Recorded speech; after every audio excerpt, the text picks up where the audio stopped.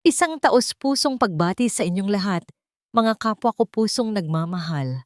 Ako po si Elsa, at maligayang pagbabalik sa tinig ng pag-ibig.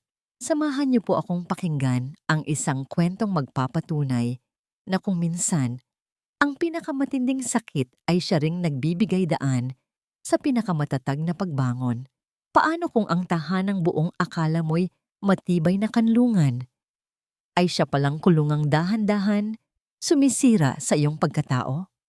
At ang taong pinangakuan mong makasama habang buhay ay siya palang may hawak ng susi para tuluyan kang burahin sa mundo? Konting tiis na lang, Marga. Mawawala na rin ang sagabal. Ang boses na yon, pamilyar at malambing, ay tumagos sa pandinig ni Alona na parang isang matulis na patalim. Galing iyon sa study room. Boses ng asawa niyang si Dennis. Biglang nanlamig ang hawak niyang plansa. Ang init nito ay hindi na niya maramdaman. Tila ang buong mundo ay huminto sa pag-ikot.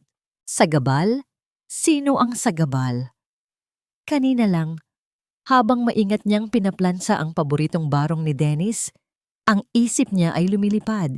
Lumilipad sa kanilang anniversary dinner mamayang gabi. 10 taon. Isang dekada ng pagmamahal na inakala niyang perpekto. Ngingiti siya habang inaamoy ang banayad na samyo ng fabric conditioner. Simple lang ang kaligayahan niya, ang pagsilbihan ang lalaking bumubuo ng kanyang mundo. Pero ngayon, ang salitang sagabal ay paulit-ulit na tumatambol sa loob ng kanyang ulo. Oo, nakausap ko na si Attorney De Vera. Pagpapatuloy ni Dennis sa kabilang linya. Mapipirmahan na niya ang lahat. Kailangan lang mailipat na ang huling lupa na nakapangalan pa sa kanya. Pagkatapos noon, malinis na ang lahat. Ang huling lupa, ang lupang minana pa niya sa kanyang yumaong ama. Ang tanging yaman na itinuturing niyang kanya talaga. Nabitawan ni Alona ang plansa. Bumagsak ito sa plansahan, lumikha ng isang nakakapasong marka sa puting tela ng barong. Ngunit hindi niya iyon ininda. Ang paso sa kanyang puso ay mas matindi, mas malalim. Dahan-dahan na parang may sariling isip ang kanyang mga paa. Naglakad siya palapit sa pinto ng study. Bahagya itong nakaawang. Ang puso niya ay kumakabog ng napakabilis na para bang gusto nitong kumawala sa kanyang dibdib. Sige na, Marga. I love you. See you later. I love you. 3 salita na matagal na niyang hindi naririnig mula kay Dennis. Ngayon, narinig niya. Pero para sa iba, para kay Marga. Ang babaeng assistant nito na lagi niyang tinuturing na parang nakababatang kapatid. Narinig niya ang pag-click ng telepono, isang katahimikan na mas nakakabingi kaysa sa anumang ingay. Napatakip si Alona sa kanyang bibig, pinipigilan ang isang hikbi na nagbabantang kumawala. Kailangan niyang malaman, kailangan niyang makita, hinintay niyang marinig ang mga yabag ni Dennis na papalabas. Pero wala. Marahil ay abala pa ito. Gumalaw siya. Itinulak niya ng marahan ang pinto. Pumasok siya sa silid na dati simbolo ng tagumpay ng kanyang asawa. Ang mamahaling mesa, ang mga libro, ang leather na upuan, lahat ng iyon ay parang nangungutya sa kanya ngayon. Ang mga mata niya ay agad na napako sa isang kulay asul na folder sa ibabaw ng mesa. Hindi ito karaniwang naroon. Nanginginig ang mga kamay na kinuha niya ito. Binuksan. Ang kanyang mga mata ay nanlaki sa nakita. Mga dokumento. Deed of sale. Mga papeles ng paglilipat ng pagmamay-ari. Ang kanyang mga ari-arian. Ang kanilang bahay. Ang kanyang mga alahas na bigay pa ng kanyang ina. At oo, ang lupa mula sa kanyang ama. Lahat ay ililipat sa pangalan ni Dennis. At sa ilalim ng bawat dokumento, may pirma na. Isang pirma na halos kamukhang-kamukha ng sa kanya. Isang perpektong pamimeke. Sa huling pahina, may isang pangalan na hindi niya kilala. Isang special power of attorney na ibinibigay sa isang Attorney Ricardo De Vera. Sino si Attorney De Vera? Parang may bumulong sa kanyang isip. Ang lahat ng piraso ng palaisipan ay biglang nagkabit-kabit. Ang madalas na pag-overtime ni Dennis, ang mga biglaang business trips, ang panlalamig nito sa kanya sa mga nakalipas na buwan. Hindi, hindi ito totoo. Isa itong masamang panaginip. Niyakap niya ang folder. Ang mga tuhod niya ay nanghina. Napaupo siya sa sahig. Ang likod ay nakasandal sa malamig na pader. Ang mga luha ay nagsimula nang bumuhos mula sa kanyang mga mata. Mga luhang mainit at mapait. Ang 10 taon ng kanyang buhay, ng kanyang pag-ibig, ng kanyang pagtitiwala. Lahat ay isang malaking kasinungalingan. Ilang minuto siyang nanatili roon, tulala, basang-basa ang mukha ng luha.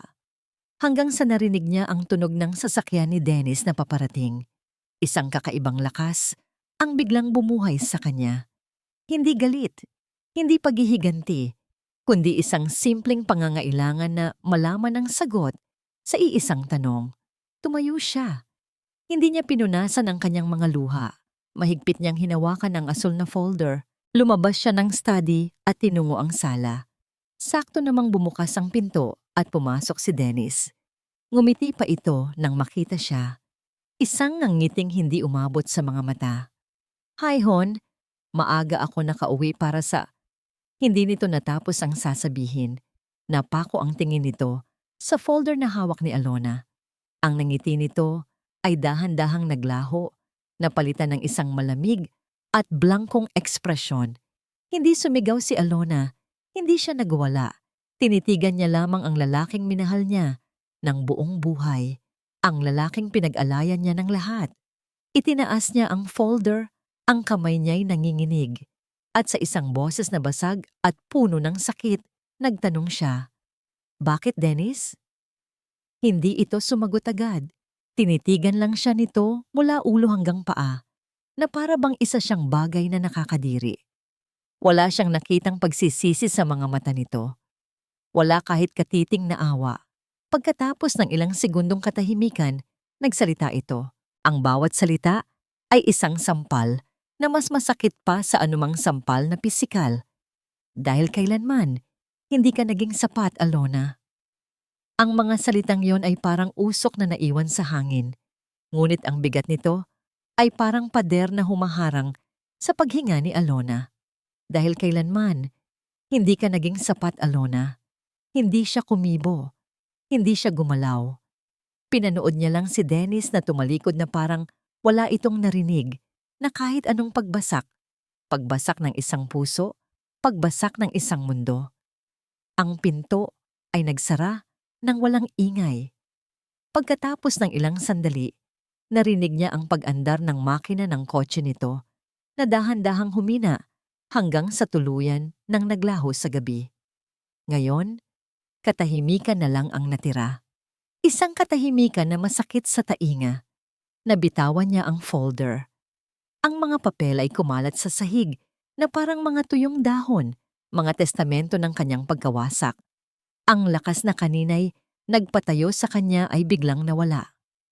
Ang kanyang mga binti ay bumigay. Napaluhod siya sa gitna ng sala, sa gitna ng mga pira-pirasong katibayan ng isang malaking kasinungalingan. Sino ang tatawagan niya? Sino ang pwede niyang sandalan? Isa lang ang pumasok sa isip niya. Ang kanyang ina. Ang kanyang nanay Elena. Nanginginig ang mga kamay na dinampot niya ang kanyang cellphone sa ibabaw ng maliit na mesa. Ang mga daliri niya'y hirap na hirap pindutin ang numero. 2 beses siyang nagkamali bago niya naitama. Sa ikatlong ring sumagot ito, "O anak, napatawag ka?" Ang boses sa kabilang linya ay malambing at puno ng pag-aalala, gaya ng dati. Ang init ng boses na yon ang tuluyang nagpabuhos sa mga luhang kanina pa niya pinipigilan. Humagulgol siya, isang iyak na galing sa kaibuturan ng kanyang kaluluwa. "Alona? Anak, anong nangyayari? Ayos ka lang ba?" Nag-aalalang tanong ng kanyang ina. "Si Dennis." "Nay," hirap na hirap niyang sabi sa pagitan ng mga hikbi. Si Dennis, may babae siya." Katahimikan. Ilang segundong katahimikan. At Nay, ang mga ari-arian ko, ang pera, nililipat niya lahat. Ninanakawan niya ako. Nay, muli, katahimikan. Ngunit sa pagkakataong ito, iba na ang pakiramdam. Hindi na ito katahimikan ng pagkabigla. May bahid na ito ng takot. Ano? Anong sabi mo? Tanong ni Nanay Elena. Ang boses ay nagbago. Wala na ang lambing.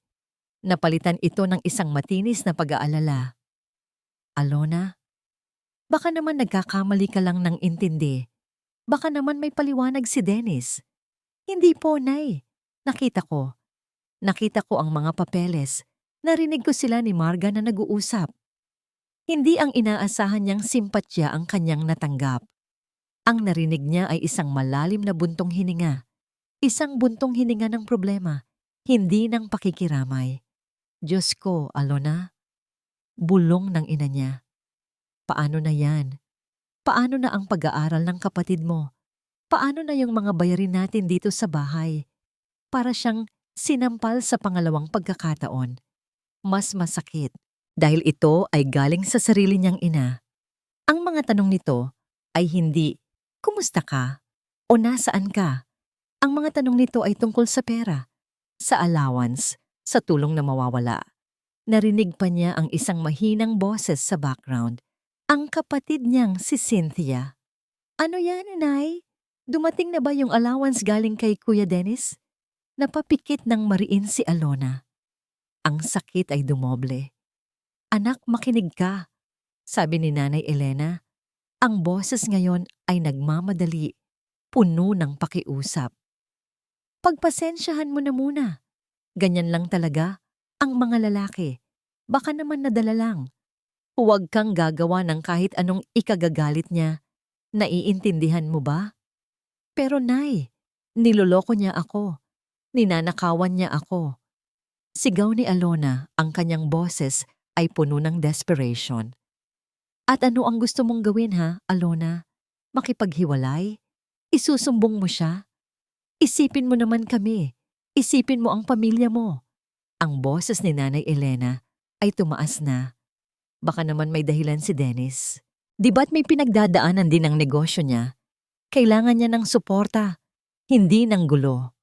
Wala nang alam si Alona tungkol sa problema sa negosyo. Isa na namang lihim. Ang bawat salita ng kanyang ina ay isang blok ng semento na idinadagdag sa pader na biglang itinayo sa pagitan nila. Isang pader na gawa sa utang na loob.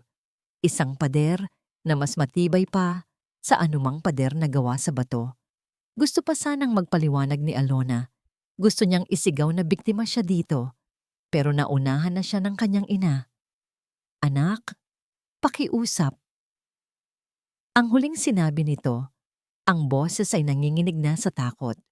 Para sa pamilya, huwag ka munang gagawa ng kahit anong ikasisira ng lahat. Pagkatapos noon, narinig niya ang tunog ng pagbaba ng telepono. Click. Nakatitig lang si Alona sa kanyang cellphone. Ang dial tone ay parang isang mahabang sigaw sa loob ng tahimik na bahay. Iniwan siya ng kanyang asawa. At ngayon, tinalikuran siya ng kanyang pamilya. Sa gabing iyon, naintindihan ni Alona ang tunay na kahulugan ng pagiging mag-isa. Nakatayo si Alona sa gitna ng malawak nilang sala.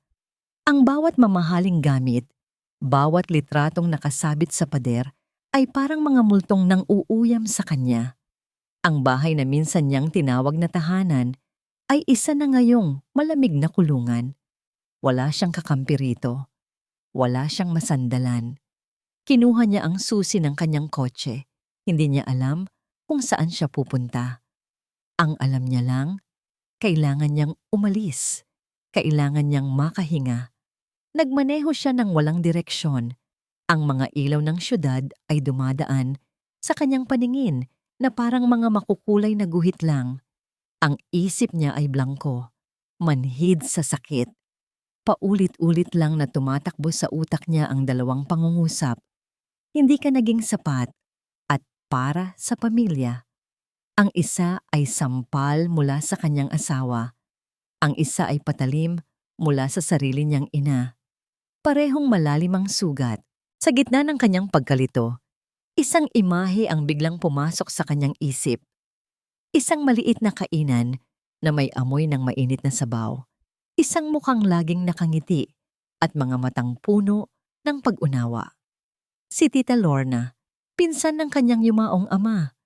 Isang biyuda na mag-isang nagtaguyod ng kanyang maliit na karinderya. Matagal na silang hindi nagkikita mula pa nang ikasal siya kay Dennis at mapunta sa isang mundong malayong malayo sa simpleng buhay ng kanyang mga kamag-anak. Itinabi niya ang kotse at hinanap ang numero nito sa kanyang phone book. Nag-aalangan pa siya noong una. Nakakahiya. Ngunit anong pagpipilian niya?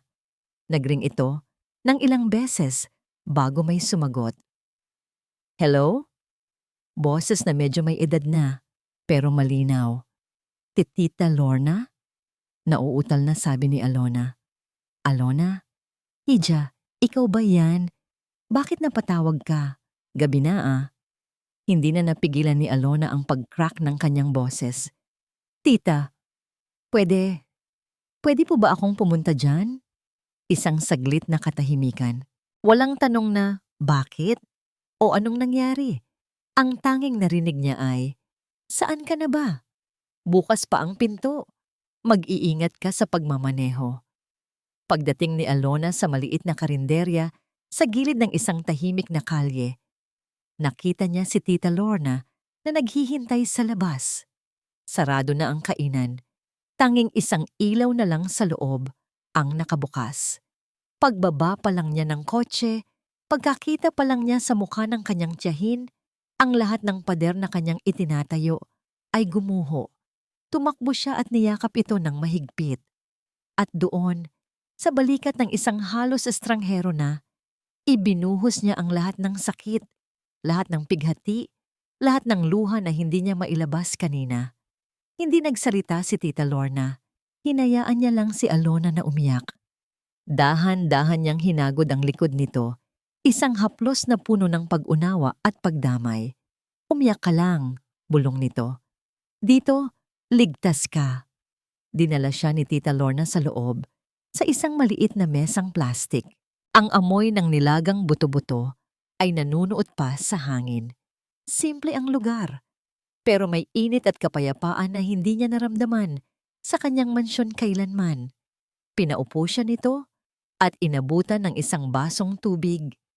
Pagkatapos ay pumasok ito sa maliit na kusina at lumabas na may dalang isang mangkok ng mainit na guto na may itlog at chicharon pa sa ibabaw.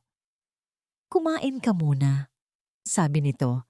Inilapag ang mangkok sa harap niya. Walang problemang hindi kayang solusyonan ng mainit na sabaw. Habang nanginginig na sumusubo ng goto, ikinuwento ni Alona ang lahat. Ang pag-uusap ni Dennis at Marga, ang mga dokumento, ang mga salita ng kanyang ina. Walang tigil sa pagtulo ang kanyang luha. Minsay humahalo pa sa sabaw na kanyang kinakain. Si Tita Lorna ay nakikinig lang. Hindi ito sumisingit. Hindi ito nagkokomento. Ang mga mata lang nito ang nangungusap. Mga matang nakakaintindi. Nang matapos siyang magkwento, nang wala na siyang mailabas na salita at hikbi na lang ang natitira, saka lang nagsalita si Tita Lorna. Kalmado ang boses nito. Yung mga papeles ng bahay at lupa na minana mo sa tatay mo, nasaan na? Nagulat si Alona sa tanong. Sa lahat ng kanyang sinabi, iyon ang unang gustong malaman ng kanyang tita. Nasa safe po siguro sa bahay. Hindi ko na alam, tita. Matagal ko nang hindi nakikita. Si Dennis po ang may hawak ng lahat. Tumango si Tita Lorna. Ang kanyang mukha ay seryoso na ngayon. Ang pagiging maamo ay napalitan ng talas ng isip. Pinunasan niya ang mga luha sa pisngi ni Alona gamit ang kanyang hinlalaki. Tinitigan niya ito ng diretso sa mata. Ang mga mata nito ay hindi na nanunukso o nag-aalo, kundi humahamon. Alona, sabi nito sa isang boses na simple pero puno ng bigat. Dalawa lang ang pagpipilian mo ngayon. Handa ka na bang lumaban? O habang buhay ka na lang magiging biktima? Handa ka na bang lumaban? O habang buhay ka na lang magiging biktima? Ang tanong ni Tita Lorna ay parang isang kampanang gumising sa natutulog na diwa ni Alona. Naglakbay ito kasama niya sa kanyang pag-uwi. Umalingaw-ngaw sa bawat sulok ng kanyang isipan. Biktima. Ayaw niyang maging biktima. Sapat na ang 10 taon na naging anino lang siya ni Dennis. Bumalik siya sa bahay na parang isang sundalong papasok sa teritoryo ng kalaban. Ang bawat hakbang ay mabigat.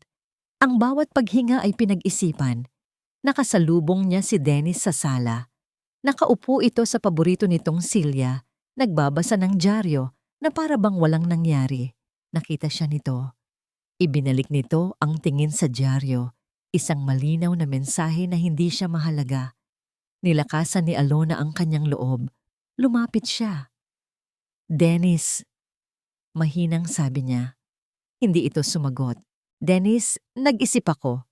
Pagpapatuloy niya, pinipilit na gawing malumanay at puno ng pagsisisi ang kanyang boses.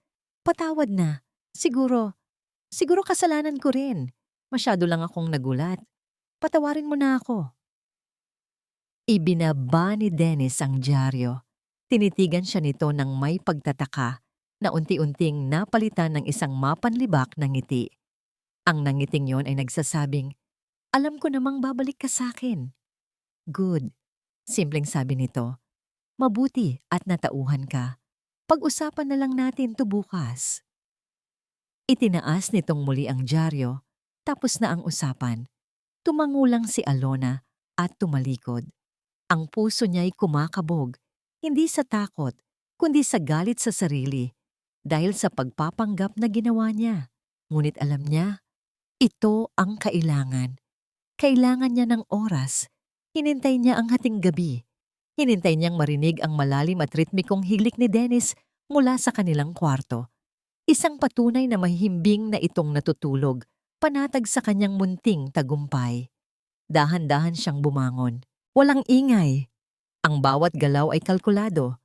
Naglakad siyang nakayapak sa malamig na sahig, patungo sa study room. Ang pinto ay nakasara. Ang pagpihit sa doorknob ay parang isang napakalakas na tunog sa gitna ng katahimikan. Pumasok siya sa dilim. Tanging ang liwanag mula sa buwan sa labas ng bintana ang kanyang ilaw. Nandoon pa rin sa ibabaw ng mesa ang asul na folder. Kinuha niya ang kanyang cellphone. Inilawan ang mga dokumento. Nagsimula siyang kumuha ng litrato. Bawat pahina, bawat detalye, ang kanyang mga kamay ay nanginginig sa kaba. Habang kinukunan niya ng litrato ang special power of attorney, hindi niya sinasadyang masagi ang isang lalagyan ng ballpen. Isang panulat ang nahulog at gumulong sa sahig. Ang tunog nito ay parang isang putok ng baril sa kanyang pandinig. Natigilan siya. Nanigas. Pinakiramdaman niya ang paligid. May nagising ba? May narinig ba si Dennis? Kinagat niya ang kanyang labi upang pigilan ang sariling mapasigaw sa takot. Ilang segundong parang walang katapusan. Wala siyang narinig kundi ang malakas na pagkabog ng sarili niyang dibdib. Nakahinga siya ng maluwag. Pinulot niya ang nahulog na ballpen at maingat na ibinalik sa lalagyan. Sa kanyang pagmamadali, may isa pang folder siyang natabig. Isang luma at manipis na folder. Nalaglag mula roon ang isang pirasong papel, isang lumang credit card statement. Pupulutin niya na sana para ibalik ng may isang pangalan na nakaagaw ng kanyang pansin. Phoenix Medical Center. Sa tabi nito ay isang malaking halaga. At hindi lang iyon. May nakasulat na recurring payment, buwan-buwan. Ano ang Phoenix Medical Center? Sino ang may sakit? Mabilis niyang kinunan ng litrato ang statement bago maingat na isinilid pabalik sa folder. Itinuon niyang muli ang kanyang atensyon sa asul na folder. Tiniyak niyang nakunan niya ng malinaw ang pekeng pirma niya, ang pangalan ni Marga, at ang pangalan ng hindi niya kilalang Attorney Ricardo de Vera. Pagkatapos, ibinalik niya ang lahat sa ayos. Walang bakas, walang ebidensya na may pumasok sa silid. Bumalik siya sa kwarto. Humiga sa gilid ng kama, malayo kay Dennis hanggat maaari. Hindi siya natulog. Tinitigan niya lang ang mga litrato sa kanyang cellphone. Ang mga ito na ang kanyang armas. Hindi pa marami, pero isang panimula. Sa unang pagkakataon, sa loob ng maraming taon, naramdaman niyang mayroon siyang kahit katiting na kapangyarihan. Kinabukasan, nauna siyang nagising. Nagtimpla siya ng kape, sinusubukang maging normal. Pumasok si Dennis sa kusina, bihis na para sa trabaho. Hindi ito ngumiti. Ang mukha nito ay seryoso at malamig. May inihagis ito sa ibabaw ng lamesa, isang puting sobrang makapal, at isang dokumento na may ballpen sa ibabaw. Para sa pamilya mo, sabi ni Dennis, ang boses ay walang emosyon, pera, panuhol. At ito, tinuro nito ang dokumento. Pirmahan mo, kasunduan na aalis ka ng tahimik. Tinitigan ni Alona ang kasunduan sa ibabaw ng mesa. Isang kasunduan para burahin siya, para mawala siya ng walang ingay. Sa tabi nito, ang makapal na sobrang puno ng pera. Isang bayad para sa 10 taon ng kanyang buhay. Dahan-dahan, itinulak niya palayo ang dokumento at ang pera. Tumingin siya ng diretso sa mga mata ni Dennis. Wala nang bakas ng pakiusap sa kanyang mukha. Wala nang luha. Tanging isang malamig na determinasyon. Hindi, sabi niya. Ang isang salitang yon ay naging mas matibay kaysa sa anumang pader. Nakita niya ang pagbabago sa mukha ni Dennis, ang pagkainis, ang pagkasuklam. Hindi ito sanay na sinusuway. Tumango ito ng dahan-dahan, isang tango na hindi nangangahulugan ng pagsang-ayon, kundi isang babala. Kinuha nito ang mga gamit at umalis ng walang imik. Ang mga sumunod na araw ay puno ng isang nakakabinging katahimikan sa loob ng bahay. Nagkikita sila, pero hindi nag-uusap. Para silang dalawang estranghero na napilitang tumira sa iisang bubong. Ang katahimikang ito ay nagbigay kay Alona ng maling akala ng kapayapaan. Akala niya, isa itong stalemate. Akala niya, nag-iisip si Dennis ng susunod na hakbang. Hindi niya alam, ang giyera ay nagsimula na pala. Hindi sa loob ng kanilang bahay kundi sa labas. Ang una niyang napansin ay ang mga tingin. Nang lumabas siya para magtapon ng basura, ang kapitbahay niyang si Aling Remy, na laging bumabati sa kanya ng masayang "Good morning," ay bigla na lang pumasok sa loob ng bahay nang makita siya. Hindi niya muna yun pinansin. Kinabukasan na nagpunta siya sa maliit na sari-sari store sa kanto para bumili ng suka. Ang may-ari, si Aling Nena, ay kaibigan pa ng kanyang ina. "Aling Nena, pabili po." Bati niya, kasama ang isang pilit na ngiti. Lumingon si Aling Nena. Ang dating mainit nitong mga mata ay malamig ngayon. "Ano yon?" Maikling tanong nito. "Suka po." Kinuha ni Aling Nena ang isang bote ng suka at walang imik na ipinatong sa pambuan. Nang iabot ni Alona ang bayad, hindi nito kinuha mula sa kanyang kamay. Hinintay nitong ilapag niya ang pera bago nito kunin. Ang sukli ay ipinatong din nito sa pambuan. Umiiwas na magdikit ang kanilang mga balat. Ang simpleng kilos na yon ay parang isang sampal. Mas masakit pa sa pisikal. Naintindihan na niya. May mali. May mali sa tingin ng mundo sa kanya. Ang mga sumunod na araw, ang lason ay lalong kumalat. Naririnig niya ang mga bulungan kapag siya'y dumadaan. Mga salitang sinadyang iparinig sa kanya. Kawawa naman si Sir Dennis. Nagpapakahirap magtrabaho, tapos ganyan lang. Narinig ko, nalululong daw sa sugal. Kaya pala baon na sa utang. Sabi ni Marga, depressed daw. Ay, nakakaawa naman. Pero sana, wag naman niya idamay ang asawa niya. Marga, syempre, si Marga ang pinagmumulan ng lahat. Isang ahas na nagbabalat kayong tupa. Isinasalaysay nito ang kwento bilang isang nag-aalalang kaibigan. Kinukwento nito ang isang Alona na maluho, selosa, at hindi na raw tama ang pag-iisip. At ang mga tao, ang mga dati niyang kaibigan at kakilala, ay naniwala. Mas madaling paniwalaan ang isang magandang kasinungalingan kaysa sa isang masakit na katotohanan. Ang hiya, ang kahihiyan, ay isang kumunoy na unti-unting humihila sa kanya pababa. Hindi na siya lumalabas ng bahay. Ang dating kanlungan ay naging totohanang kulungan na. Ang bawat bintana ay parang 1,000 matang nakatingin at humuhusga sa kanya. Sa sobrang desperation, tinawagan niyang muli ang kanyang ina. Umaasa pa rin siya, kahit katiting na lang, na sa gitna ng lahat ng ito, ang ina pa rin niya ang kakampi niya. Nay, Alona? Ang boses sa kabilang linya ay hindi nag-aalala, kundi galit. Tumawag ka rin. Alam mo ba ang ginagawa mo? Nay, hindi totoo ang mga naririnig nyo. Gawa-gawa lang yan ni... Gawa-gawa? Putol ng kanyang ina. Alona, nakakahiya. Pinag-uusapan ka na ng buong barangay. Nakarating na, hanggang dito. Ano na lang ang sasabihin ng mga kamag-anak natin? Sinisira mo hindi lang ang pangalan mo, kundi pati ang sa amin. Ang bawat salita ay isang pako na lalong nagbaon sa kanya sa kahihiyan. Hindi na siya nakasagot. Ang tanging nagawa niya ay hawakan ng mahigpit ang telepono habang pinapakinggan ang sermon ng sarili niyang ina, na mas naniniwala pa sa tsismis ng iba kaysa sa dugo at laman niya. Ibinaba niya ang telepono. Wala nang luhang lumalabas.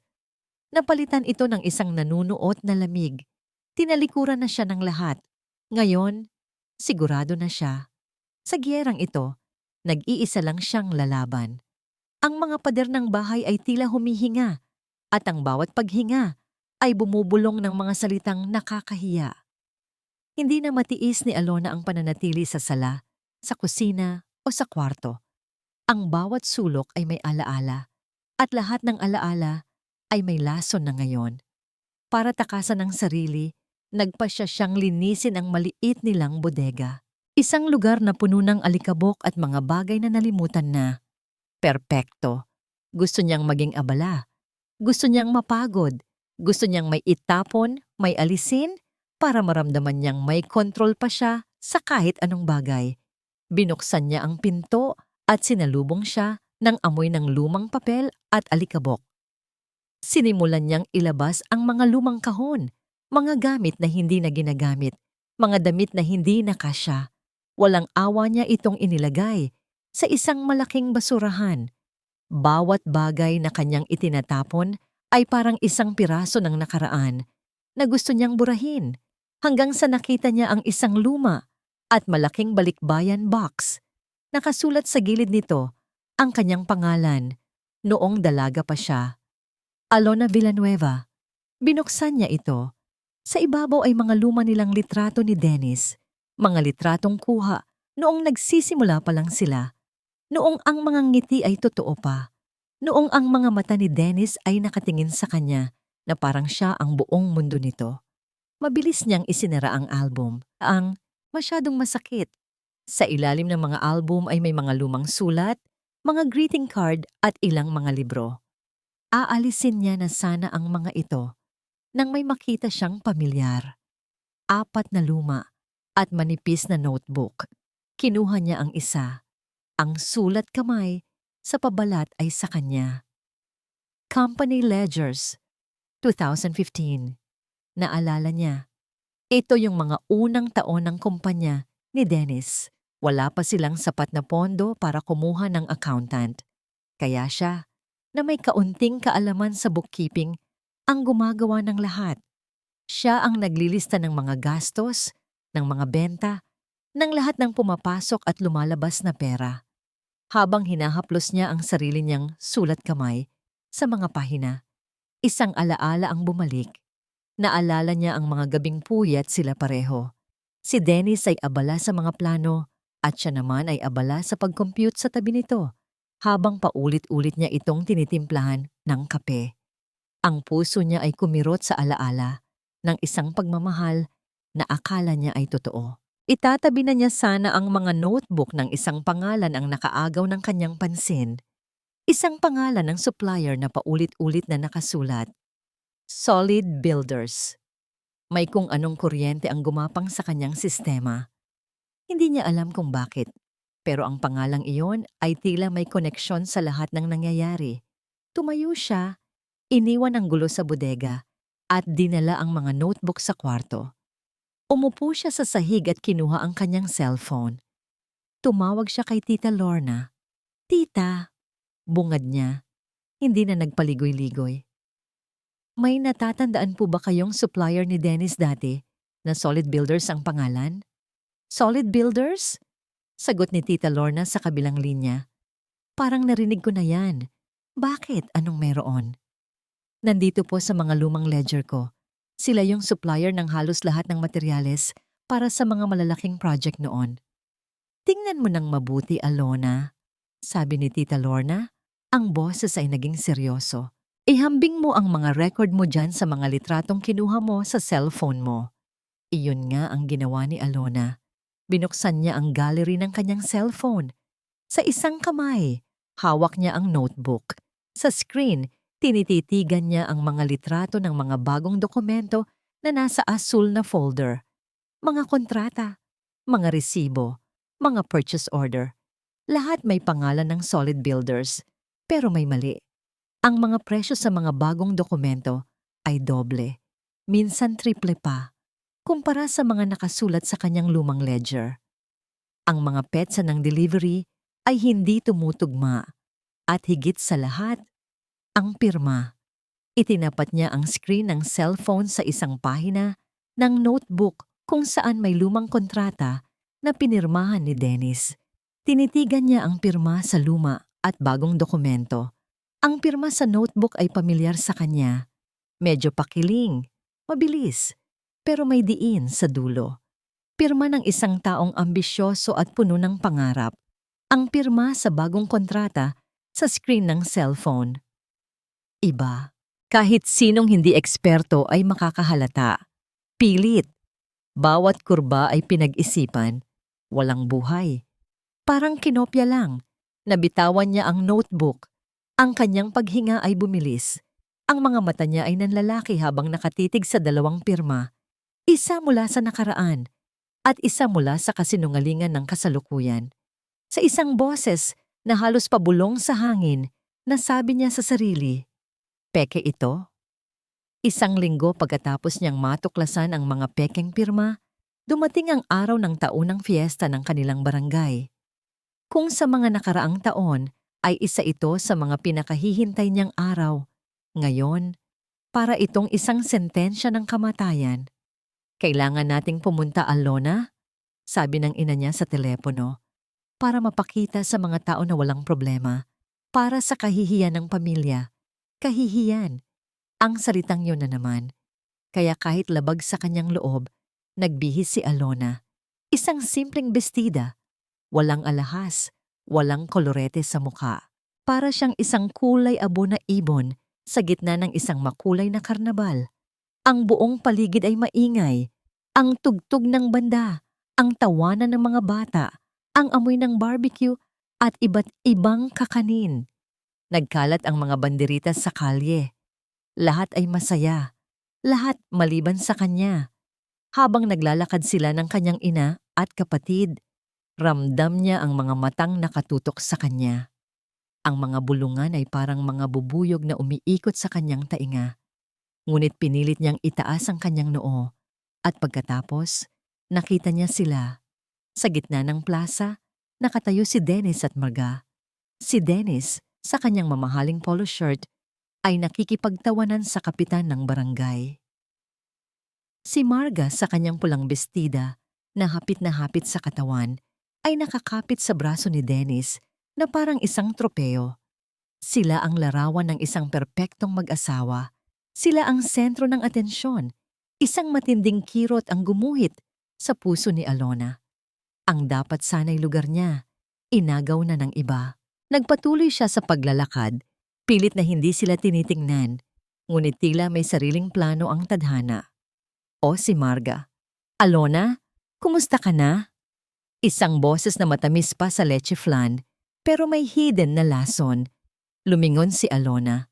Nakangiti si Marga sa kanya. Lumapit ito na parang matalik silang magkaibigan. Ang mga tao sa paligid ay biglang tumahimik. Nag-aabang. Okay lang ako, Marga. Salamat, sagot ni Alona. Pinipilit na maging kalmado. Talaga?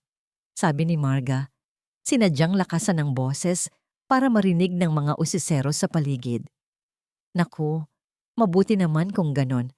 Sana maging okay ka na talaga, Alona. Nag-aalala kami ni Dennis sa'yo. Ang bawat salita ay may dalang patutsada.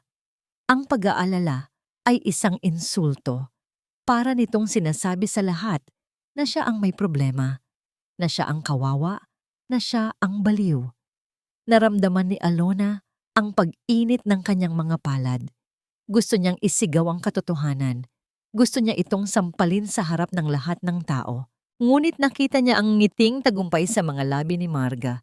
Ito ang gusto nito. Ang mag-iskandalo siya para patunayan sa lahat na tama ang mga tsismis. Huminga ng malalim si Alona. Tinitigan niya si Marga ng diretso sa mga mata. Ang lahat ng galit sa kanyang puso ay kanyang isinantabi. At pinalitan niya ito ng isang nakakalamang kapayapaan. Isang maliit na ngiti ang sumilay sa mga labi ni Alona. Salamat sa pag-aalala mo, sabi niya. Ang kanyang boses ay mahinahon ngunit matatag. Ipagdasal mo na lang ako. Ang sagot na yon ay hindi inaasahan ni Marga. Ang nangiti nito ay bahagyang natigilan. Ang mga mata nito ay nagpakita ng kislap ng pagkainis. Hindi ito nakapagsalita. Tumalikod si Alona, dala ang kanyang dignidad. Habang papalayo, napansin niya ang isang matandang lalaki na nakatingin sa kanya. Isa sa mga kagawad ng barangay. Hindi tulad ng iba, ang tingin nito ay hindi mapanghusga. Puno ito ng pag-iisip. Hindi pa siya nakakalayo nang may isang braso ang humawak sa kanya. Si Dennis. At sa tabi nito, nakakapit na ulit si Marga. Ang nangiti ay bumalik na. Alona, tama na. Sabi ni Dennis, ang boses ay mahina. Pero may diin, puno ng pagbabanta. Huwag mong dalhin ang drama mo dito. Pagkatapos ay lumingon ito sa mga taong nakatingin sa kanila at sa isang boses na para sa lahat, idinagdag niya. Mahiya ka naman. Ang mga salitang mahiya ka naman ay parang markang bakal na ipinantatak sa pagkatao ni Alona. Umuwi siyang mag-isa, iniwan ang kanyang ina at kapatid sa gitna ng piyesta. Hindi na niya kaya. Ang kahihiyan ay isang kumot na bumabalot sa kanya, nakakasakal. Kinabukasan, habang nakaupo siya sa sala at tinititigan ang kawalan, isang malakas na katok ang bumasag sa katahimikan. Pagbukas niya ng pinto, naroon sila. Ang kanyang ina at ang kapatid niyang si Cynthia. Ang mga mukha nila ay hindi nagpapakita ng pag-aalala para sa kanya, kundi ng matinding pagkabalisa. Kailangan nating mag-usap, sabi ni Nanay Elena. Itinulak ng bahagya si Alona para makapasok sila sa loob. Isang munting pag-asa ang sumibol sa puso ni Alona. Baka natauhan na sila, baka napagtanto na nila ang lahat. Ngunit ang pag-asang yon ay agad na namatay. Tumawag si Dennis kanina.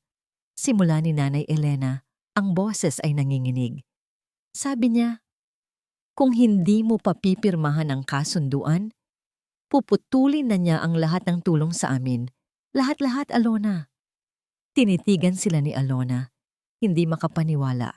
Pagkatapos ng kahihiyang dinanas niya kahapon, ito ang dala nila sa kanya.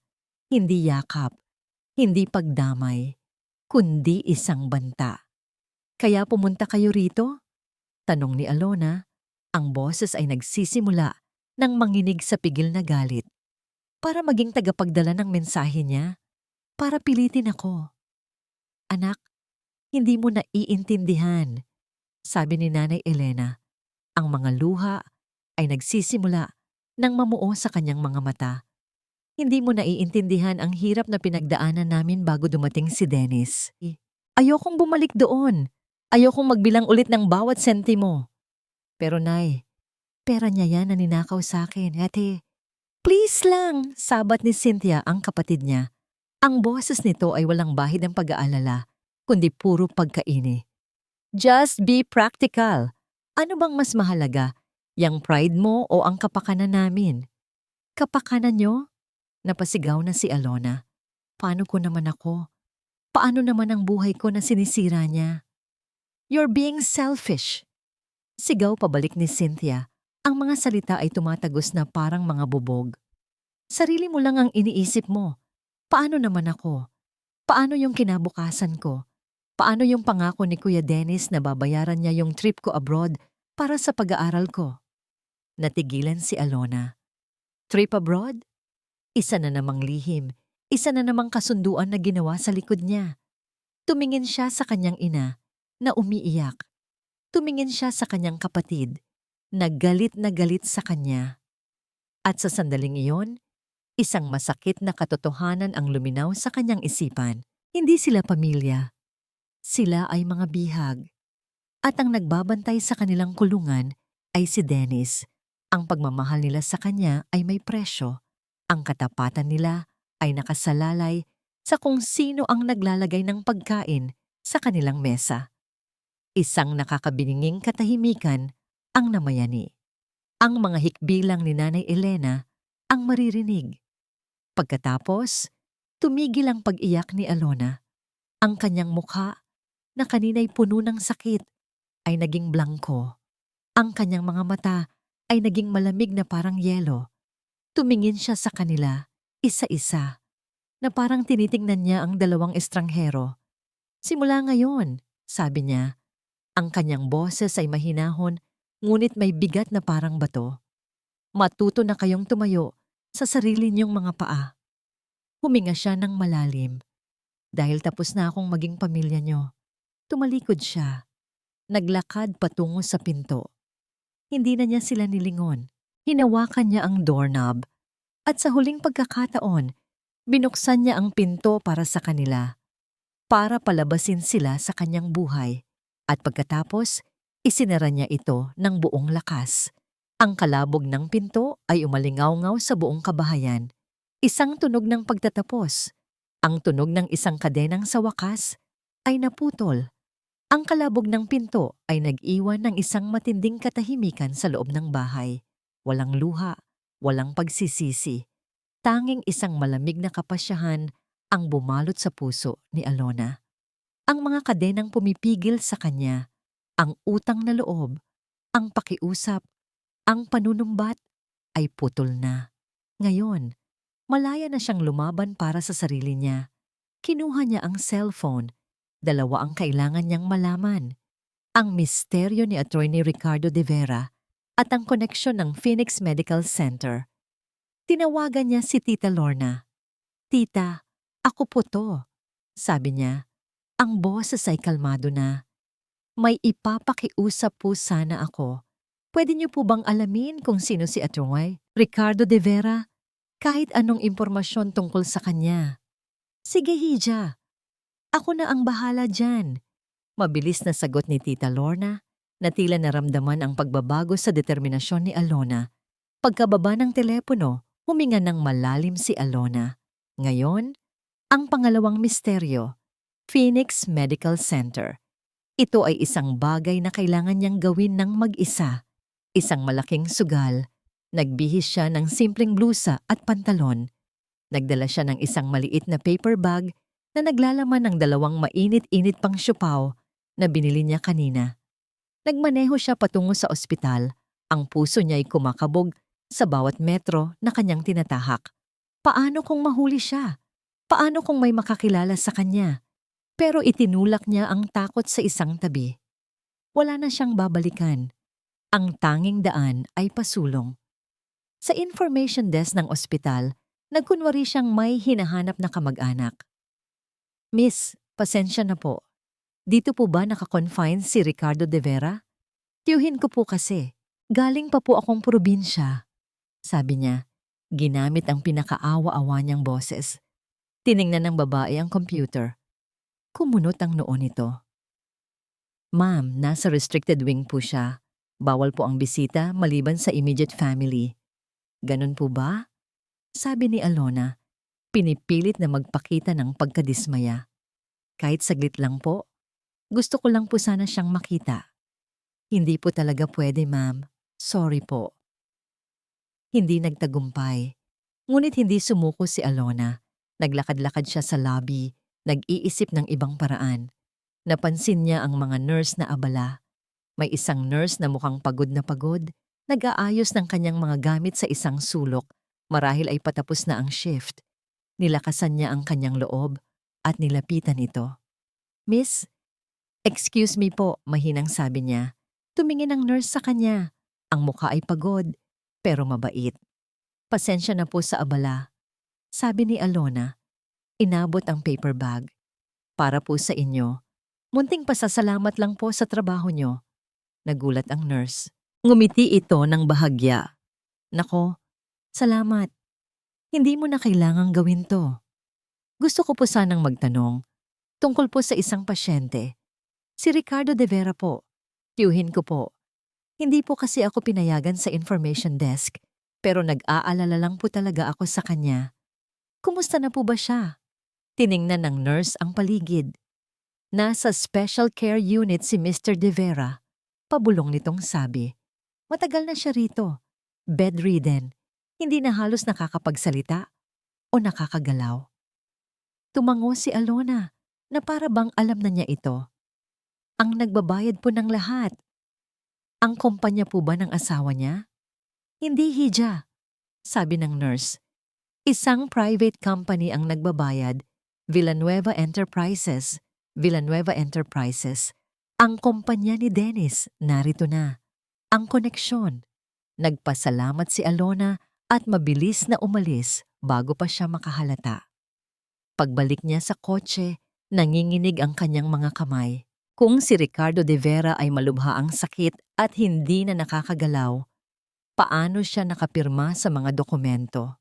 Sino ang Ricardo de Vera na nakilala ni Dennis? Habang iniisip niya ito, biglang nag-ring ang kanyang cellphone. Si Tita Lorna. Ang boses nito sa kabilang linya ay nagmamadali at halos humihingal. Alona, nahanap ko na. May nahanap ako. Ano po yun, tita? Ang Ricardo de Vera na nakarehistro bilang abogado sa Integrated Bar of the Philippines. Huminto ito saglit para huminga. Namatay na siya 5 taon na ang nakakaraan. Parang huminto ang pag-ikot ng mundo ni Alona. Ano po? Namatay na siya, Alona. At may isa pa. May anak siyang lalaki. Ang pangalan din, Ricardo de Vera Jr.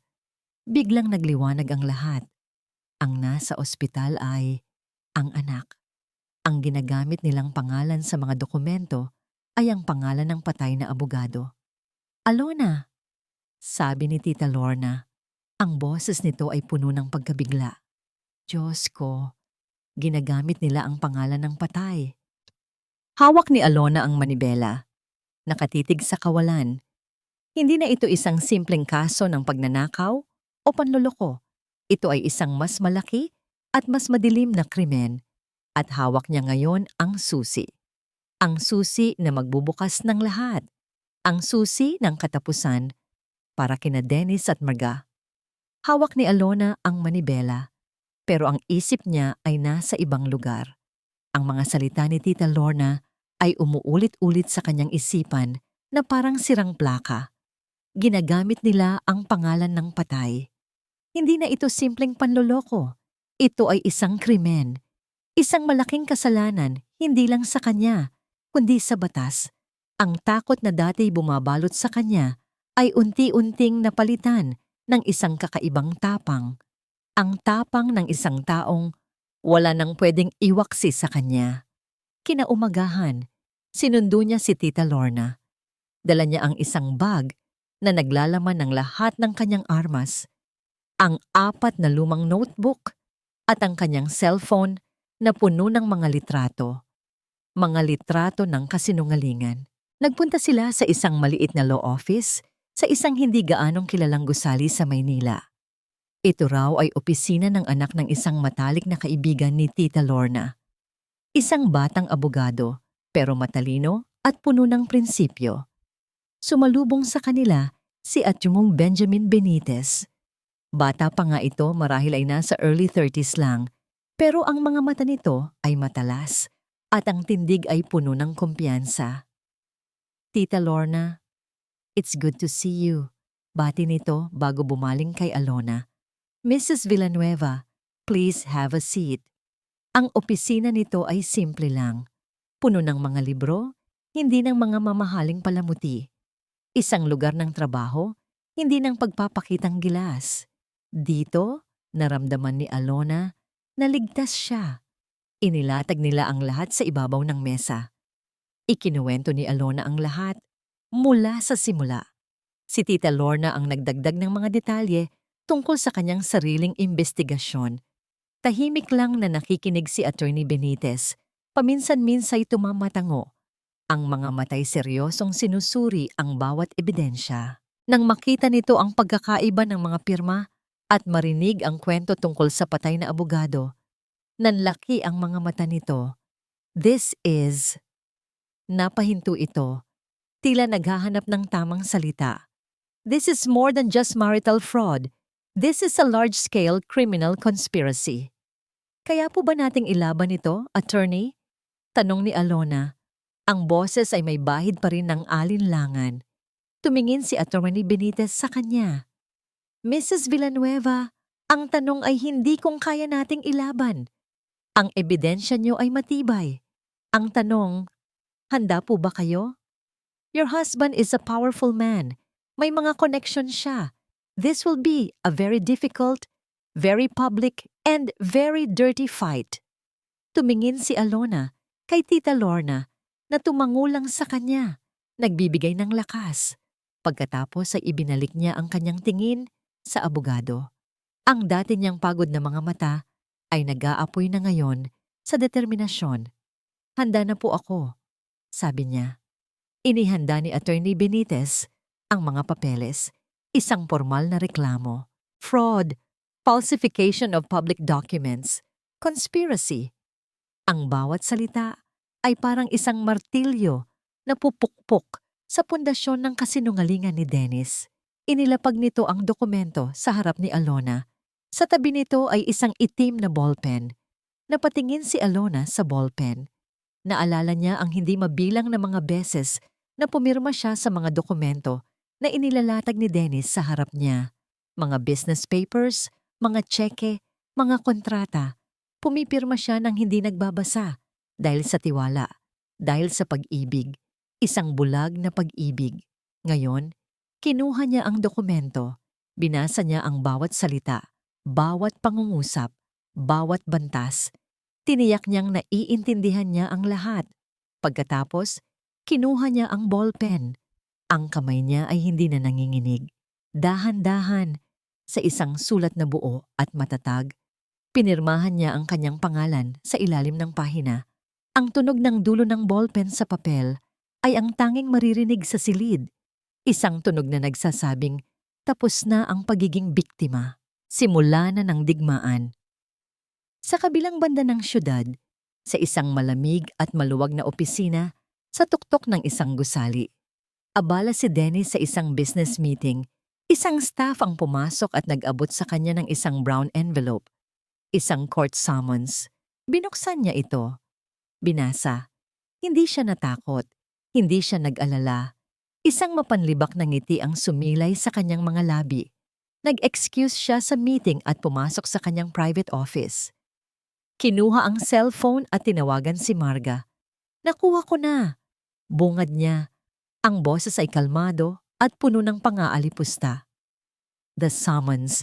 Nagsisimula na siyang maglaro. May sinabi si Marga sa kabilang linya. Tumawa si Dennis, isang tawang malamig at walang saya. Akala niya kaya niya. Akala niya sapat na yang mga lumang papel niya. Huminga ito ng malalim.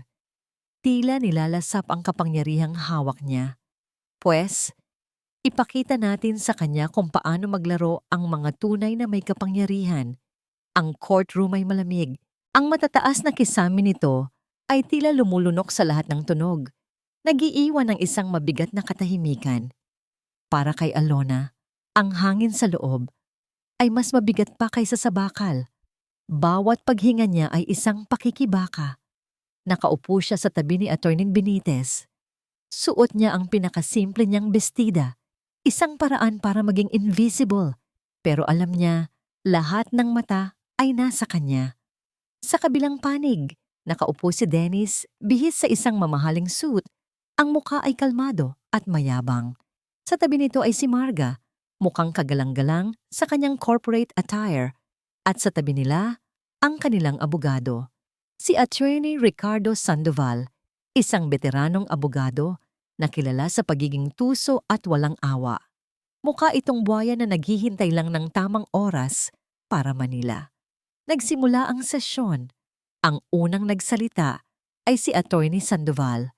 Tumayo ito, puno ng kumpiyansa at hinarap ang hukom. Your Honor, simula nito. Ang boses ay malalim at umaaling-ungaw. Ang kasong ito ay hindi tungkol sa mga numero o mga dokumento. Ito ay isang kwento. Isang malungkot na kwento ng isang desperadang asawa na matapos malaman na ang kanyang butihing asawa ay nais ng makipaghiwalay, ay gumawa ng isang imahinasyon ng panloloko para makakuha ng simpatsya at, higit sa lahat, pera. Parang sinaksak si Alona sa kanyang kinauupuan. Ang kanyang buong buhay, ang kanyang sakit ay tinawag na isang imahinasyon. Ipipresenta namin ang mga ebidensya, pagpapatuloy ni Attorney Sandoval na magpapatunay na si Mrs. Villanueva ay may history ng pagiging maluho, gastadora at mayroong mental instability na naging sanhi ng pagkasira ng kanilang pagsasama. Ginagamit nila ang mga tsismis. Ang mga lason na ikinalat ni Marga ay dinala na ngayon sa loob ng korte. Ang una nilang tinawag na testigo ay si Aling Remy, ang kanyang kapitbahay. Nanginginig itong umupo sa witness stand. Aling Remy? Tanong ni Attorney Sandoval. Sa mga nakalipas na buwan, ano po ang napapansin niyo kay Mrs. Villanueva? Ano po? Nag-aalangang sagot nito. Lagi po siyang mukhang balisa. Minsan parang wala sa sarili. Hindi na namamansin. Kasinungalingan. Mga kalahating katotohanan na binaluktot para sirain siya. Sumunod, iprinisinta nila ang isang video, isang pre-recorded deposition. At sa screen, nakita ni Alona ang mukha ng kanyang kapatid na si Cynthia. Sa video, sinasabi ni Cynthia kung paano nagbago si Alona. Kung paano ito naging irritable, palaging nagkukulong sa kwarto, at palaging pinag-iisipan ng masama si Dennis. Ang bawat salita ay isang ganti, isang parusa, dahil hindi niya sinunod ang gusto nila. Nararamdaman ni Alona ang pag-init ng kanyang mga mata. Gusto niyang sumigaw, gusto niyang tumayo at sabihing lahat ng iyon ay kasinungalingan. Pero pinigilan siya ng marahang paghawak ni Attorney Benitez sa kanyang braso. Parang sinasakal na siya. Ang mga pader ay tila lumalapit. Ang mga tingin ng mga tao sa courtroom ay parang mga karayom na tumutusok sa kanyang balat. Napayuko siya. Hindi na niya kaya. Ngunit sa kanyang pagyuko, nagtama ang tingin nila ni Tita Lorna na nakaupo sa likuran. Walang sinabi ang matanda. Hindi ito ngumiti. Tanging isang bahagya at halos hindi kapansin-pansing pagtango lang ang ginawa nito. Isang tango na nagsasabing, nandito ako, tibayan mo ang loob mo. Ang simpleng kilos na yon ay parang isang malamig na tubig na ibinuhos sa nag-aapoy niyang damdamin. Itinuwid niya ang kanyang pagkakaupo. Itinaas niya ang kanyang tingin. Oo, masakit. Pero hindi siya susuko dahil alam niya ang totoo. Tila napansin ni Attorney Sandoval ang pagbabago sa kanya. Ngumisi ito. Your Honor, sabi nito, na parang nababasa ang isip ni Attorney Benitez. Anticipating that the plaintiff will bring up claims of falsified documents, we would like to present one final witness for the day, to testify on Mrs. Villanueva's character. May kakaibang kaba na gumapang sa dibdib ni Alona. Ang paraan ng pagsasalita ni Sandoval ay parang isang mangkukulam na maglalabas ng kanyang huling gayuma. The defense calls to the stand. Huminto ito. Hinayaan ang tensyon na bumalot sa buong silid. Nanay Elena Villanueva. Parang huminto ang oras. Ang lahat ng tunog ay naglaho. Tumingin si Alona sa pinto ng courtroom. Dahan-dahan itong bumukas. At mula roon, pumasok ang kanyang ina. Ang sarili niyang ina. Naglalakad patungo sa witness stand upang tumestigo laban sa kanya. Ang paglalakad ni Nanay Elena mula sa pinto patungo sa witness stand ay parang isang prosesyon. Bawat hakbang niya ay isang dagok sa puso ni Alona. Ang babaeng nagluwal sa kanya sa mundong ito ay siya ngayong magiging instrumento para tuluyan siyang ilibing sa kahihiyan. Para kay Alona, wala nang mas isasakit pa rito. Namanhid na ang kanyang buong katawan. Tinitingnan niya ang kanyang ina na parang isang estranghero. Umupo si Nanay Elena. Ang mga kamay niya ay nanginginig sa kanyang kandungan. Ang kanyang mga mata ay nakatutok sa sahig, sa mesa, sa kahit saang direksyon, maliban sa direksyon kung nasaan ang kanyang anak. Ngumiti ng malaki si Attorney Sandoval. Ang kanyang biktima ay nasa bitag na. Ginang Villanueva, magiliw niyang simula. Kilala niyo po ba ang nagsampa ng kaso? Si Alona Villanueva? Oo po. Halos pabulong na sagot ni Elena. Anak ko po. Anak niyo po. Pag-uulit ni Sandoval na parang isang mahalagang detalye. Kaya't masasabi nating walang ibang mas nakakakilala sa kanya kundi kayo. Tama po ba? Tumangulang si Nanay Elena. Ginang Villanueva, nagpatuloy ang abogado. Ang kanyang boses ay naging mas seryoso. Sa inyo pong tapat na obserbasyon, hindi ba't totoo na nitong mga nakaraang buwan, naging gastadora at maluho ang anak nyo na malaki ang ipinagbago ng kanyang ugali? Ito na, ang tanong na papatay sa kanya. Isang nakakabinging katahimikan ang bumalot sa courtroom. Ang lahat ay naghihintay sa sagot ni Nanay Elena. Si Dennis at Marga ay nakangiti ng may pag-aabang. Si Alona naman ay napapikit na lang. Hinihintay ang huling pagbagsak ng espada. Ngunit hindi dumating ang sagot. Dahan-dahang itinaas ni Nanay Elena ang kanyang tingin.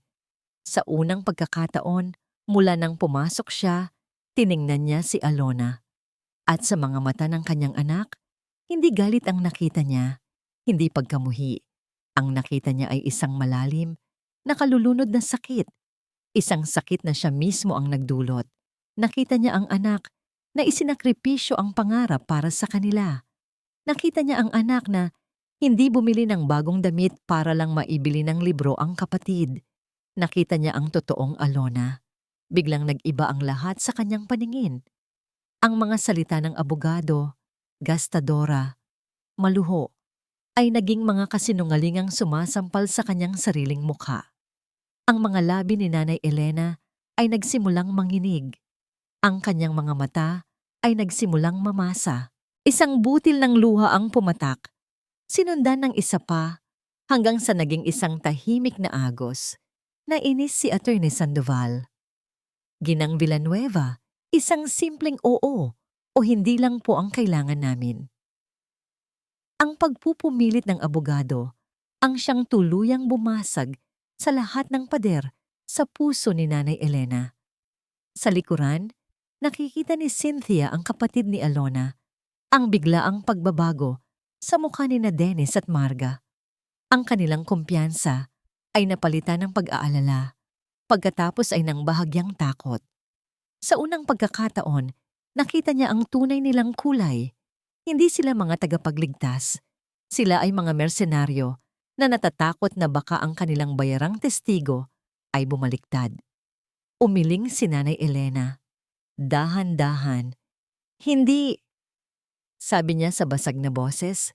Lumingon siya sa hukom. Ang mga luha ay malayang dumadaloy sa kanyang pisngi. Hindi po totoo yan, sabi niya. Ang kanyang boses ay lumalakas sa bawat salita. Ang anak ko. Napahinto siya. Napatingin muli kay Alona. Ang kanyang mga mata ay puno ng pagsisisi. Ang anak ko. Sinakripisyo niya ang lahat para sa amin. Ang buong buhay niya. Ibinigay niya para maging komportable kami. Humarap siyang muli sa hukom. Ang kanyang boses ay naging isang sigaw ng katotohanan. At kami ang bulag. Kami ang naging makasarili. Isang malakas na bulungan ang pumuno sa courtroom. Si Attorney Sandoval ay natulala. Si Dennis ay napamura ng mahina. Ngunit hindi pa tapos si Nanay Elena. Lumingon siya kay Attorney Benitez, ang abogado ni Alona. Ang kanyang mga mata ay nag-aapoy sa isang bagong determinasyon. Attorney, tawag niya rito. Mayroon akong gustong sabihin tungkol sa isang pag-uusap namin ni Marga. Ang mga salitang binitawan ni Nanay Elena ay parang isang malakas na kulog na yumanig sa buong courtroom. Mayroon akong gustong sabihin tungkol sa isang pag-uusap namin ni Marga. Napatayo si Attorney Sandoval. Objection, Your Honor. Irrelevant. Objection overruled. Mabilis na sabi ng hukom, ang interes ay malinaw na napukaw. Let the witness speak. Huminga ng malalim si Nanay Elena. Ang kanyang takot ay napalitan na ng tapang. Ilang linggo po ang nakakaraan. Simula ni Diapa na mayroong mamilay. Ang kanyang tingin ay matalim na nakatutok kay Marga. Pinuntahan ako ni Marga. Sinabi niya sa akin na kung makukumbinsi ko si Alona na pumirma, bibigyan daw niya kami ng malaking halaga. At sinabi rin niya, napalunok si Nanay Elena na parang inaalala ang eksaktong mga salita. Ang sabi niya, "Huwag na po kayong mag-alala, Nanay. Pagkatapos po nito, bibigyan namin si Alona ng isang mahaba at magandang bakasyon para makapag-isip-isip." Isang nakakakilabot na katahimikan ang muling namayani. Mahabang bakasyon. Ang mga salitang iyon, sa konteksto ng lahat ng nangyayari, ay hindi nangangahulugan ng pamamasyal. Ito ay isang banta, isang pahiwatig sa masamang balak. Si Attorney Benitez ay mabilis na tumayo. Ito na ang pagkakataon niya. Your Honor, sabi niya, ang testimonya pong ito ay nagpapatunay na mayroong intent to cause harm, na siyang nagpapatibay sa aming kaso ng conspiracy. Dito na nagsimulang gumuho ang lahat para sa panig ng depensa. Sunod-sunod na inilabas ni Attorney Benitez ang kanyang mga alas. Una, ang mga pekeng pirma. Isang handwriting expert ang tumestigo na ang mga pirma sa mga bagong dokumento ay malinaw na pineke. Pangalawa, ang mga ledger ni Alona. Ipinakita nito ang malaking pagkakaiba sa mga presyo ng materyales, isang malinaw na ebidensya ng padding of expenses. At ang huli, ang pinakamabigat na ebidensya. Your Honor, sabi ni Attorney Benitez, ipinipresenta po namin ang death certificate ni Attorney Ricardo de Vera na namatay 5 taon na ang nakakaraan at isang medical certificate mula sa Phoenix Medical Center para kay Mr. Ricardo de Vera Jr. na nagsasabing siya ay comatose at nasa ospital sa mga panahong pinipirmahan niya raw ang mga dokumento. Iyon na. Ang huling pako sa kabaong. Nawala ang lahat ng yabang sa mukha ni Dennis. Napasabunot ito sa kanyang buhok. Hindi ko alam yan. Sigaw niya. Itinuturo si Marga. Siya ang may pakana ng lahat ng ito. Sinabi niya sa akin na legal ang lahat. Si Marga naman, na hanggang sa huli daw sinusubukang manatiling kalmado, ay sumabog na rin. Sinungaling! Sigaw niya pabalik kay Dennis. Gusto mo to. Gusto mong mawala na siya para makuha mo ang lahat. Ikaw ang nag-utos sa akin na hanapin ang lahat ng butas. Ang kanilang pagtuturuan ay ang huling kumpirmasyon ng kanilang pagkakasala. Ang hukom ay paulit-ulit na pumupukpok ng kanyang martilyo pero hindi na mapatigil ang dalawa sa paglalabas ng lahat ng kanilang mga lihim at kasinungalingan sa harap ng buong korte. Makalipas ang ilang oras, natapos na ang lahat. This court finds Mr. Dennis Hernandez and Miss Marga Flores, guilty beyond reasonable doubt. Ang mga salita ng hukom ay tila nanggagaling sa malayo para kay Alona. Nakatingin lang siya sa kawalan. Tapos na, nanalo siya. Pero bakit wala siyang maramdamang saya? Bakit tanging isang malawak na kapaguran lang ang nararamdaman niya? Nang ilabas ng mga pulis sina Dennis at Marga, nagtama ang kanilang mga mata. Sa mga mata ni Dennis, nakita niya ang pagsisisi, hindi para sa panloloko, kundi para sa pagkahuli. Sa mga mata ni Marga, nakita niya ang purong pagkamuhi. Hindi niya sila tiningnan ng matagal. Ang mga mata niya ay napunta sa likuran, sa kanyang ina at kapatid na dahan-dahang lumalapit sa kanya. Walang nagsalita. Si Cynthia, na kanina'y puno ng galit, ay nakayuko na lang, ang mga matay basang-basa ng luha ng kahihiyan. Si Nanay Elena ay tumayo sa harap niya. "Anak, patawad." Hindi sumagot si Alona. Tinitigan niya lang sila. Ang sakit ay naroon pa rin, pero wala na ang galit. Ang naroon na lang ay isang malalim na pagkaunawa. Paglabas ni Alona sa courtroom, sinalubong siya ng liwanag ng araw. Para siyang isang minero na lumabas mula sa isang madilim na kuweba. Ang hangin ay sariwa. Ang ingay ng syudad ay parang musika. Huminga siya ng malalim. Isang hiningang malinis at malaya. Sa unang pagkakataon sa loob ng napakatagal na panahon, naramdaman niyang kanya na ulit ang kanyang sarili. Ngunit habang nakatayo siya roon, isang tanong ang pumasok sa kanyang isipan. Isang tanong na mas mahirap sagutin kaysa sa lahat ng tanong ng mga abogado. At ngayon, ano na? Ang tanong na, at ngayon, ano na? Ay bumuntot kay Alona sa mga sumunod na linggo. Ang bahay na pinaglabanan niya ng matindi ay nanatiling malamig at tahimik. Wala na si Dennis, wala na si Marga, wala na rin ang tsismis ng mga kapitbahay. Ngunit ang kalungkutan ay mas malalim pa rin kaysa sa dati. Hindi niya alam kung saan siya magsisimula. Ang lahat ng pinaglabanan niya ay hindi na ang buhay niya ngayon. Ito ay isang pahina na kailangan niyang isara. Isang araw, kumatok sa kanyang pinto si Tita Lorna. May dala itong isang malaking termos ng mainit na kape at isang bag ng sariwang pandesal. Umupo sila sa kanilang dining table na minsay puno ng tawanan at mga plano. Ngayon ay tila napakalawak at malungkot. "Kumusta ka, Hija?" Tanong ni Tita Lorna. Ang kanyang mga mata ay puno ng pag-aalala. "Pagod po, tita," sagot ni Alona. Totoo sa kanyang nararamdaman. "Nanalo po ako, pero parang talo pa rin ako." Ngumiti ng bahagya si Tita Lorna. Ang tunay na tagumpay, Alona, ay hindi sa korte, kundi sa puso mo. Niyaya siya ni Tita Lorna sa isang simpleng tanghalian sa labas, sa isang maliit na karinderya na puno ng buhay at ingay na kabaligtaran ng kanyang tahimik na bahay. Habang kumakain sila, napansin ni Alona ang iba't ibang tao. Mga nagtatrabaho, mga estudyante, mga mag-asawa. Lahat ay abala sa kanya-kanyang buhay. At napagtanto niya, ang mundo ay nagpapatuloy. "Ano na ang plano mo, Hija?" Tanong ni Tita Lorna habang umiinom ng kape.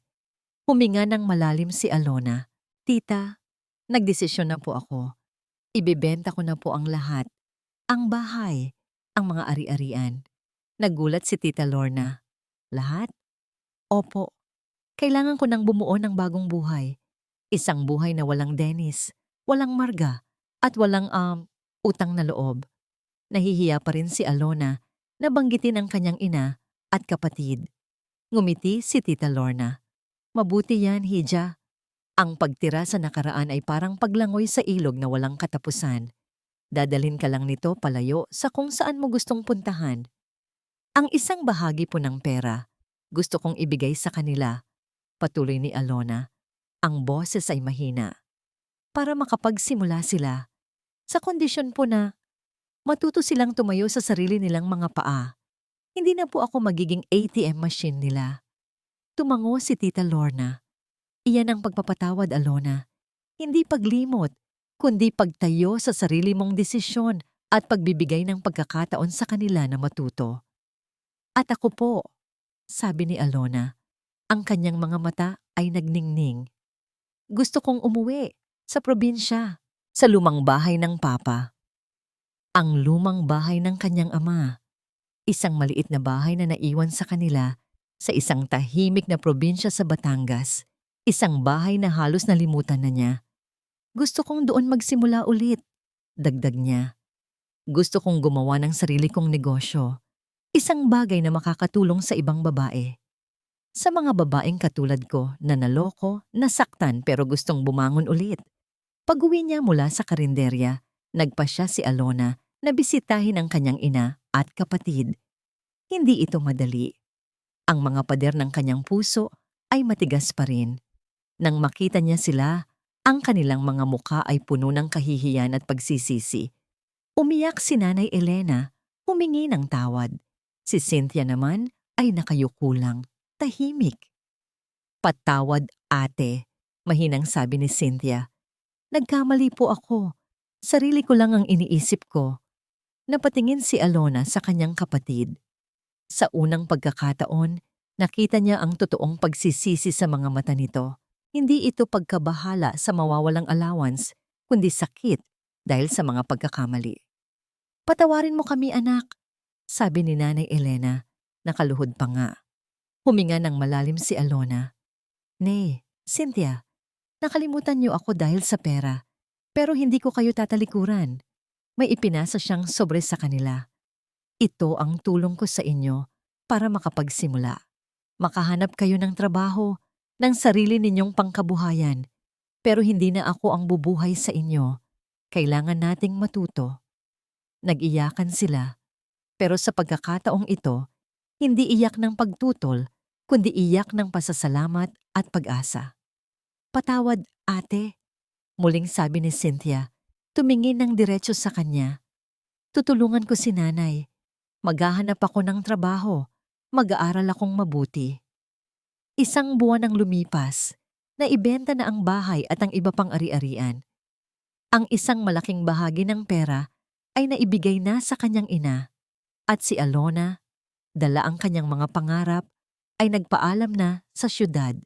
Dumating siya sa probinsya. Ang lumang bahay ng kanyang ama ay nakatayo pa rin. Ang mga pader ay luma na. Ang bubong ay kailangan ng kumpunihin at ang bakuran ay puno ng damo. Ngunit nang makita niya ito, isang kakaibang kapayapaan ang naramdaman niya. Lumapit siya sa pinto. Hinawakan ang lumang padlock. Kinuha niya ang isang lumang susi sa kanyang bag. Hindi ito ang susi ng bahay niya dati, kundi ang susi ng bagong simula. Ngumiti si Alona. Isang tunay at malayang ngiti. Ito hindi ang katapusan ng kanyang kwento. Ito ang simula. Isang taon ang lumipas. Ang lumang bahay ng papa ni Alona sa probinsya ay hindi na luma. Ang mga pader ay napinturahan na ng sariwang kulay puti. Ang bubong ay nakumpuni na at ang bakuran ay puno ng makukulay na halaman.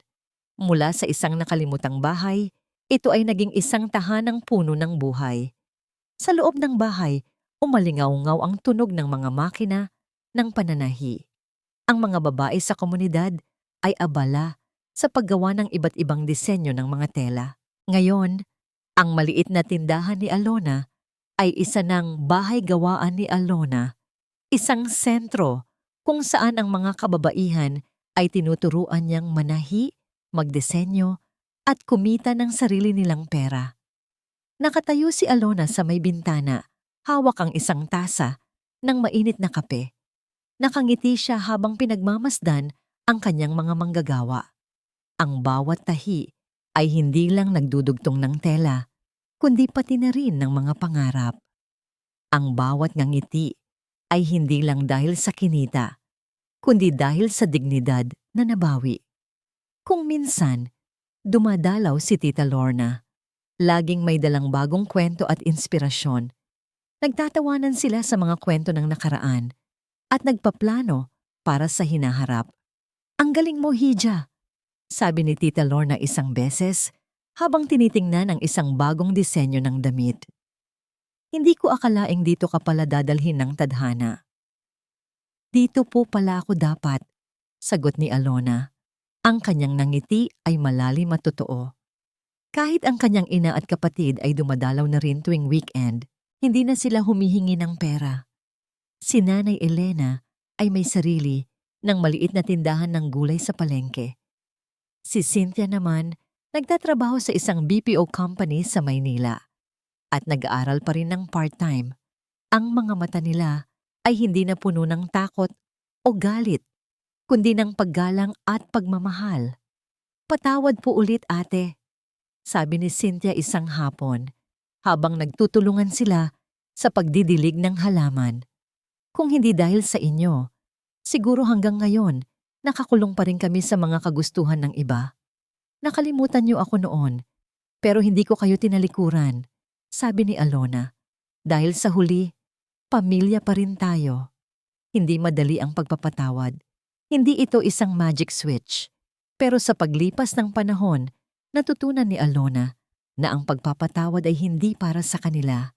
Ito ay para sa kanya, para makalaya siya sa bigat ng nakaraan.